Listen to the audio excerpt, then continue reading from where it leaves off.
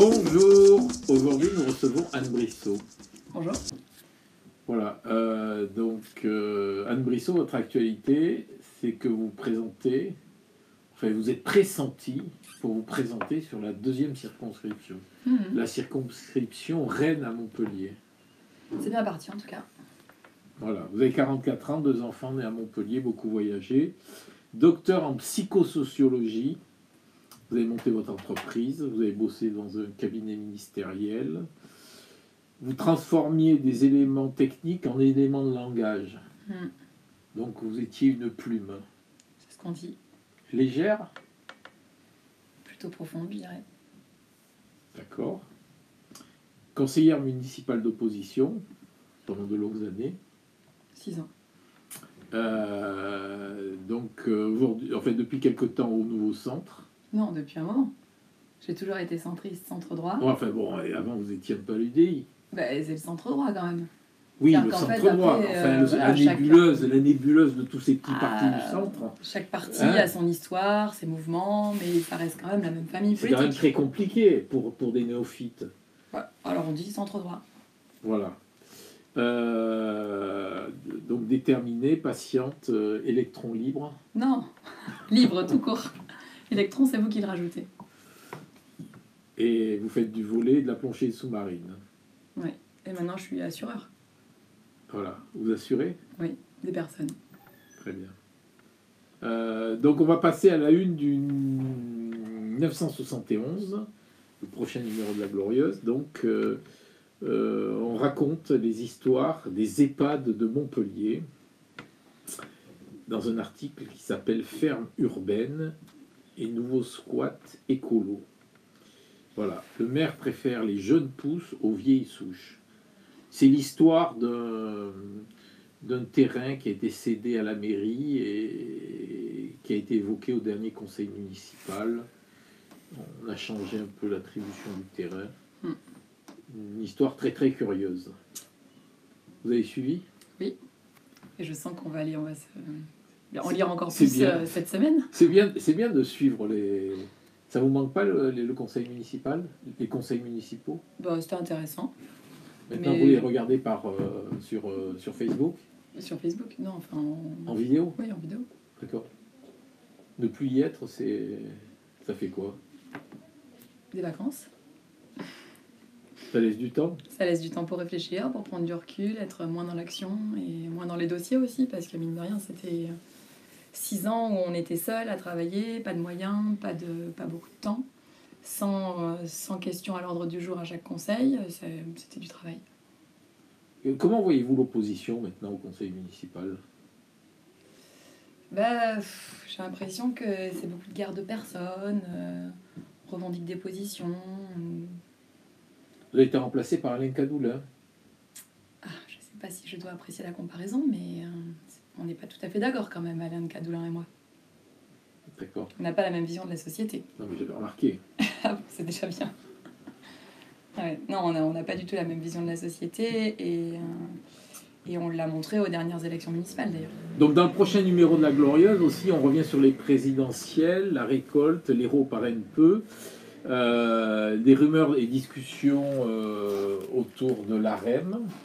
Voilà. Manu Reynaud qui, après le cafouillage de la Rose et les chicayas dans le dernier numéro vis-à-vis de ses petits copains, déclare c'est un acharnement de petits revanchards opportunistes.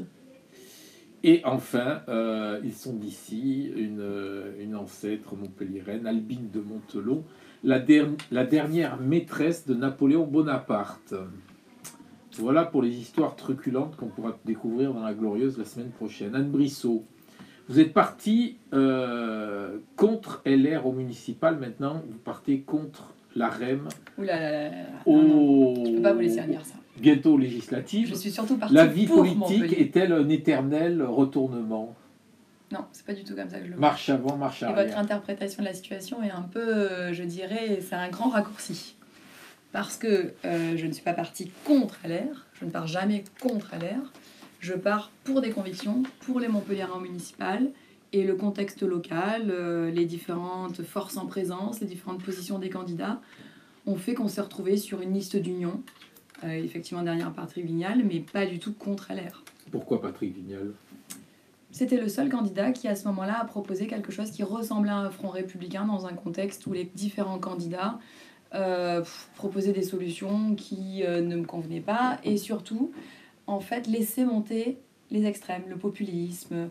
Les uns se moquaient de la politique par des clowneries, d'autres envisageaient de partir sans arrêt avec ce qu'ils appelaient, ce qu'on peut voir comme du populisme, même appelé « nous sommes ». Et tout ça, en fait, me fait penser qu'il y avait d'autres solutions et que le contexte était très flou, qu'il fallait proposer une union. Alors, est-ce que vous comprenez que l'électeur de base LR du Montpellierin, le peu qu'il en reste, puisse être un peu perturbé? Donc vous partez avec Vignal, vous revenez ensuite avec Sorel. Maintenant, vous partez avec LR. Pardon, non, mais pas au deuxième tour, vous étiez avec Sorel. Alors, au premier tour, on choisit. Et, laissez-moi terminer. Et ensuite, la rue, lui, il part tout seul, LR, et puis ensuite, il rallie de la fosse. Écoutez, vraiment, je peux comprendre que ça paraisse très compliqué pour les Montpelliérains, et d'ailleurs, je le regrette, je suis la première à vouloir de la clarté et de la limpidité dans nos décisions politiques pour que justement les Montpelliérains puissent nous suivre. Je pense vraiment que le débat démocratique permet aux uns et aux autres de s'y intéresser et de pouvoir faire des choix éclairés. Mais là, c'est vrai que ces municipales, c'était n'importe quoi. C'était des candidats qui venaient un peu de nulle part et qui s'autoproclamaient de positions qu'ils n'ont pas suivies eux-mêmes. On a assisté à des candidatures, et je pense que tout le monde a le droit de se présenter, c'est pas le sujet, mais les positions du candidat LR qu'il avait prises à certaines occasions avant les municipales ont montré que lui-même n'était pas clair avec des positions de droite. Et je pense que les Montpelliérains l'ont vu aussi, puisqu'ils n'ont pas voté pour lui. Et je ne pense pas que 3% seulement de la population soit de droite ou ait envie de voter à droite à Montpellier. Je pense qu'on est bien plus nombreux à voter à droite, à espérer que la droite se reconstruise.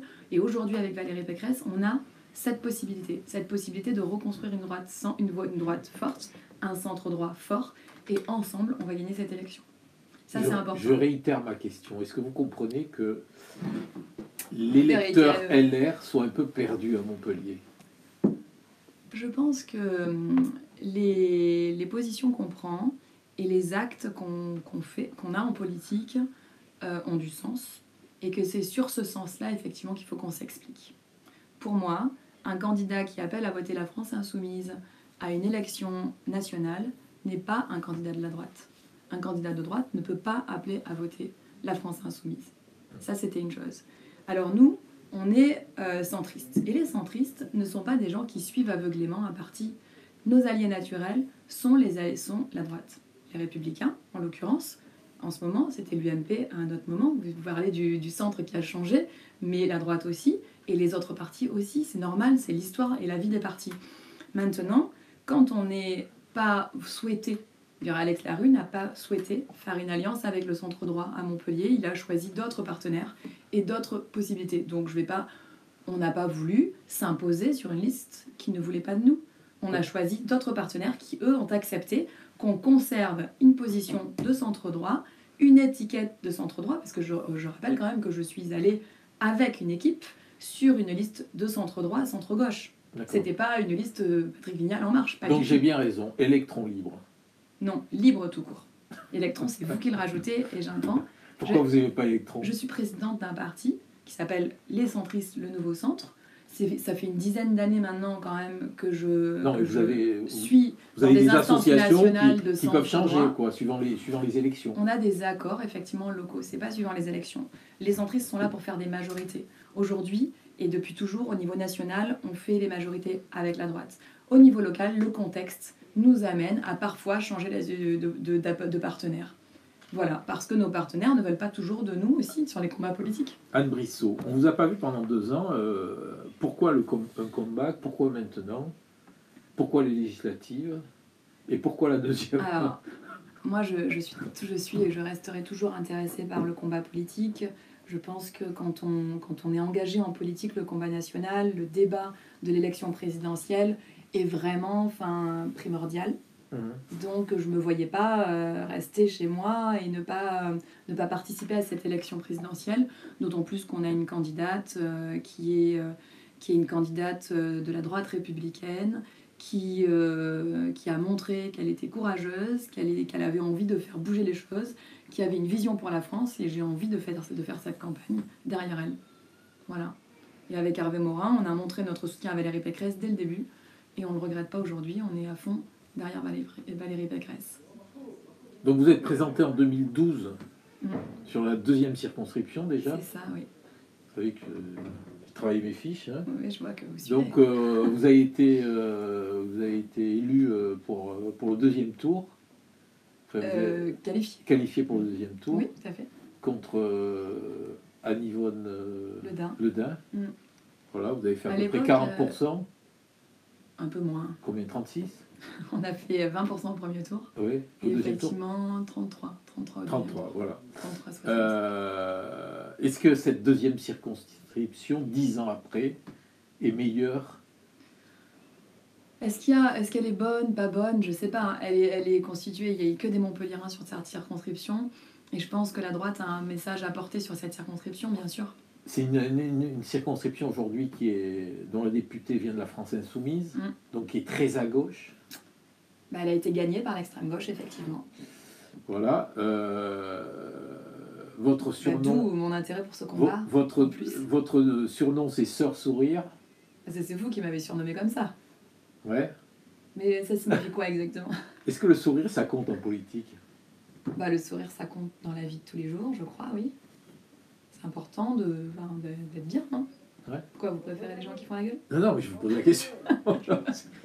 C'est pas moi qui ai interviewé. Non, mais je peux vous retourner la question parce que, enfin, je sais pas. Moi, j'aime la vie, j'aime les gens, j'aime sourire. Domergue, en 2002, avait gagné cette circonscription contre Georges Frêche. Oui. Vous vous souvenez? Oui. Il avait fait un accord avec les musulmans du CRI. Ça, c'est vous qui le dites. Comment? Ça, c'est vous qui le dites. C'est ce qui se dit. Ah bah, moi, les bruits de couloir, ça m'intéresse pas. Ouais. Ce qui m'intéresse, c'est... Est-ce que vous allez faire de même? Non, mais alors là, déjà, pour moi, je suis avant tout républicaine. Et en République, on ne reconnaît pas les communautés. Donc, il n'y aura pas d'accord avec quelque communauté que ce soit. D'accord. Non. C'était une question. Pas d'accord. Ce qui m'intéresse, c'est de parler à tous les Français, par contre, et à tous les Montpelliérains, en l'occurrence. Donc, on parle aussi d'Anne-Yvonne Ledin, là, le comeback. Vous avez eu des échos? J'entends, hein, comme vous. Hein. Voilà. Je lis la presse. Une rumeur, territoire de progrès 34. La Macronie, lui... Elle était déjà partie la fois dernière aussi. Oui. Bon. Ben, elle était partie, elle avait fait 6%. Donc, on lui prête des velléités de repartir. Mais ça, c'est pas ma famille politique, donc à la limite, ça me concerne pas du tout. Si? C'est une circonscription, il y aura, pour ainsi dire, que des femmes. La France Insoumise... Ah ben c'est un critère. Non, mais bon, voilà, je note. Bah non, je crois pas. J'ai entendu parler d'autres candidats qui seraient plutôt des hommes. Il y a Fatima Bellaredj, candidate du maire. Déjà, la dernière fois, il y avait beaucoup de femmes aussi sur cette circonscription. Alors, on parle aussi de Joseph Francis. Parlons de Joseph Francis. Vous avez eu des chamailleries contre lui? Bon, je dirais pas ça comme ça non plus. Je pense que c'était il y a 10 ans déjà. Oui. Et qu'il y a 10 ans, il a choisi des combats qui l'ont amené sur mon chemin. Et voilà. Ça fait des années qu'on ne s'est pas vu. Hein. On parle de son retour sur la 1 ou sur la 4. Vous avez entendu parler de ces rumeurs aussi? Bah, j'entends. Mais moi, tant que les choses ne sont pas actées, bon. C'est pas... On verra. Est-ce que c'est possible de s'entendre aujourd'hui avec Joseph Francis? Alors pour moi, la politique, c'est pas une affaire de personne. C'est une affaire de position et de fait. J'ai déjà entendu ça quelque part. Ça n'est pas une. Ça fait un peu langue de bois. Ça fait un peu langue de bois. Non, ça c'est vous qui l'interprétez comme ça. Si aujourd'hui Francis souhaite... aujourd'hui... Je vous ai posé la question, est-ce qu'il est possible de s'entendre avec lui? C'est oui ou non? Bah oui, bien sûr. À partir du moment où on fait partie de la même équipe, là, clairement, c'est l'UDI et les centristes soutiennent Valérie Pécresse. On fait la même campagne derrière la même candidate. on est obligé de travailler ensemble. Et je l'espère vraiment qu'on sera très nombreux à travailler derrière Valérie Pécresse. Donc, vu de l'extérieur, la nébuleuse centriste, c'est un peu compliqué. Alors allez-y, je vais vous éclaircir. Dites-moi. Allez-y. Qu'est-ce qui est compliqué? Éclaircissez pour nos auditeurs. Alors, qu'est-ce qui est compliqué? Les positions. Oui. Alors, moi, je vais vous dire, le centre droit, ce que c'est, pour moi.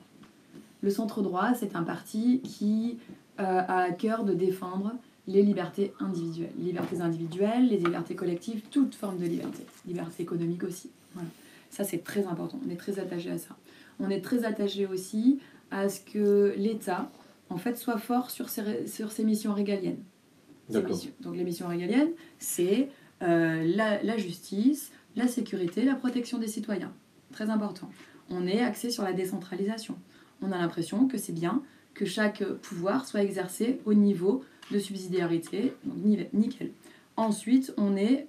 C'est assez clair ou... Oui, ça va, je suis. Hein. Et surtout, pour nous, l'homme doit être au centre de tout. Donc on fait tout ce qu'on fait, c'est à direction des individus. On ne nie pas la différence de chacun, c'est-à-dire qu'on ne veut surtout pas imposer notre point de vue à la masse. Ce qu'on veut, c'est que chacun s'y retrouve dans notre République. Voilà. Est-ce que vous pouvez expliquer pourquoi la campagne de Valérie Pécresse plafonne? Mais ça, c'est vous qui le dites. Moi, quand je vois Valérie Pécresse sur les plateaux, quand je la vois sur les réseaux sociaux, quand Et sur les marchés, les gens ils disent quoi? Les gens ils disent quoi? Les gens ils disent quoi sur les marchés? Moi, je trouve... Alors, on a fait un marché samedi, le week-end dernier, en semaine, là, sur les Beaux-Arts, les Arceaux, et on n'est pas si mal accueillis que ça.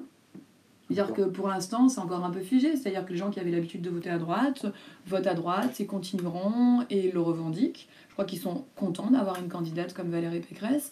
Et puis ceux qui ont toujours voté à gauche ou extrême gauche, continueront à voter à gauche. Et aujourd'hui, notre rôle, c'est d'arriver à convaincre le plus possible les Français que Valérie Pécresse peut être la bonne présidente de la République et pour tous les Français. Alors, vous risquez fort de vous retrouver au deuxième tour contre un candidat LaREM. Vous croyez qu'il y aura un deuxième tour, Anne Brissot contre LaREM? Ça peut arriver. C'est une éventualité. Mais si c'est comme ça, tant mieux. En fait, il n'y a pas de différence entre Anne Brissot et un candidat LaREM. Ah, mais vous vous trompez, regardez. Je viens de vous dire que le centre droit, pour moi, c'était les libertés individuelles, la décentralisation, les lois de la République, respectées par tous et pour tous, et partout en France. Non, je crois qu'il y a une différence, parce que je suis la représentante. Et si je suis candidate à l'élection législative, parce qu'aujourd'hui on est en cours de discussion, je serai la candidate de la droite et du centre, pas d'En Marche, pas du tout. Le départ de Jean-Jean, de la première circonscription, est-ce que ça vous ouvre pas une meilleure circo? Je vois pas les choses comme ça. Pour moi, il n'y a pas de mauvaise circonscription, il n'y a que des combats politiques à mener, et le combat contre l'extrême gauche est un combat qui me plaît. Parce que je veux pas laisser la moitié de Montpellier à l'extrême gauche. Aujourd'hui, on est le centre de réunion des extrémistes. À chaque fois qu'il y a une réunion, qu'on parle d'un regroupement national, des gens qui sont pas contents, des revendications, on peut dire même des révolutionnaires, ça se passe à Montpellier. Je ne veux pas laisser la ville à l'extrême. Vous avez reçu ce soit extrême gauche ou extrême droite. Vous avez reçu des soutiens? Des soutiens, oui. De qui, par exemple? Aujourd'hui, déjà de ma famille politique. J'ai été investie par le nouveau centre. Des soutiens sur Montpellier, par exemple, des soutiens d'hommes politiques qui sont un peu rangés des tiroirs, des gens un peu connus, de la société civile. Un des présidents, par exemple, du comité de soutien de Valérie Pécresse, c'est Paul-Henri Antoine Mattei, donc qui a envie de faire quelque chose sur Montpellier, donc très bien. Nous, on est ravis de l'avoir avec nous. Par exemple, c'est bien ça ou pas? Ouais, c'est le début. Je sais pas. C'est le début. Ouais. Il y en a d'autres. Mais je vous dis, pour moi, la politique, c'est pas des questions de personnes, c'est des questions de position, d'actes, de déclaration. Ça, c'est vous qui faites des caricatures, c'est vous qui aimez utiliser la personne humaine pour faire votre métier. Mais moi, en tant que femme politique, je vous dis, la politique, pour moi, c'est pas des personnes. C'est important d'avoir des soutiens dans une ville. Mais il y en aura, vous inquiétez pas. Pas par exemple Jacques Domergue. J'espère, d'ailleurs on s'entend avec Jacques Demergue, il n'y a pas de souci, on s'est eu au téléphone avant ma candidature. Des soutiens économiques forts qui marquent.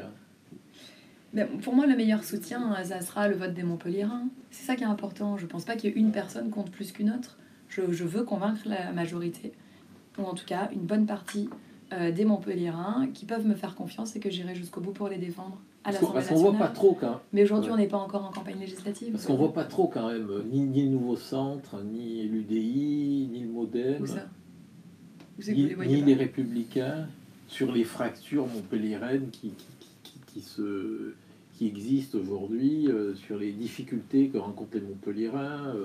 Vous savez, dans quand leur j'étais vie, au conseil municipal dans l'opposition, on les voit pas, tous les ils mois, sont absents du débat public.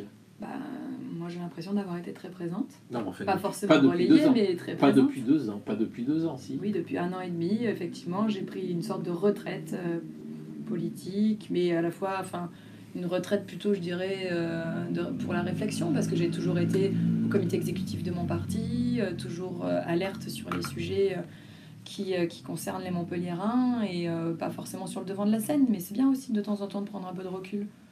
Aujourd'hui, je reviens, je suis sereine, j'ai envie que les choses soient faites de façon constructive, j'ai envie de participer à cette reconstitution de la famille politique. On a une candidate qui a envie de ça aussi. On voit que derrière elle, il y a des jeunes, des moins jeunes, des gens expérimentés, des gens moins expérimentés. Mais il y a une émulation qui se crée. Je n'ai pas le même ressenti que vous là-dessus, par exemple. Voyez, je pense vraiment qu'elle a su rassembler sa famille d'abord avec le Congrès et puis ses partenaires. Et c'est plutôt bien parti. Très bien, je vous remercie. Ah, c'est fini? Eh oui, ça a une fin.